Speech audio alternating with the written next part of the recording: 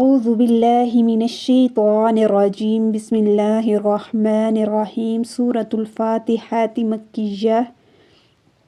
الحمد للہ رب العالمین الحمد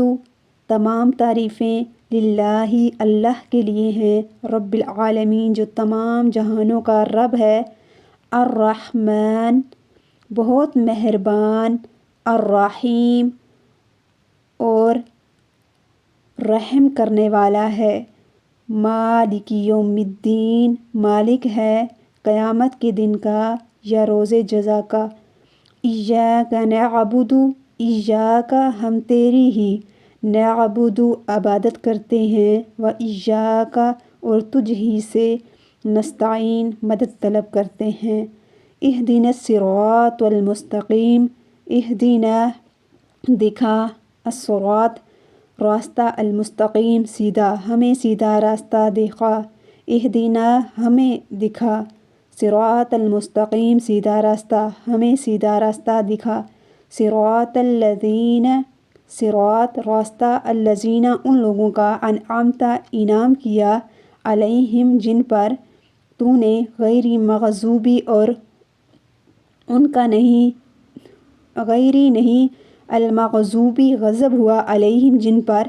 اور ولا الضالین اور نہ ہی ان کا جو بھٹکے ہوئے ہیں یا بہک گئے۔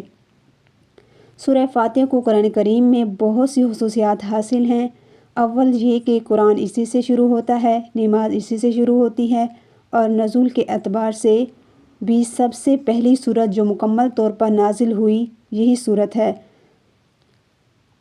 سورہ اقرا، مزمل اور مدثر کی چند آیات ضرور اس سے پہلے نازل ہو چکی تھی مگر مکمل سورت سب سے پہلے سورہ فاتحہ ہی نازل ہوئی۔ دوسری خصوصیات یہ ہے کہ یہ ایک حیثیت سے پورے قرآن کا متن اور پورا قرآن اس کی شرح ہے۔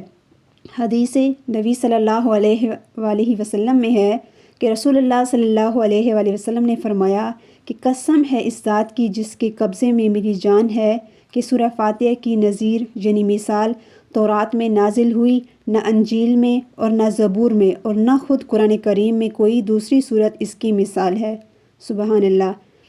حدیث آپ صلی اللہ علیہ وآلہ وسلم نے فرمایا فاتحہ ہر بیماری کی شفا ہے۔ سورہ فاتحہ کا ایک نام حدیث میں سورہ شفا بھی آیا ہے۔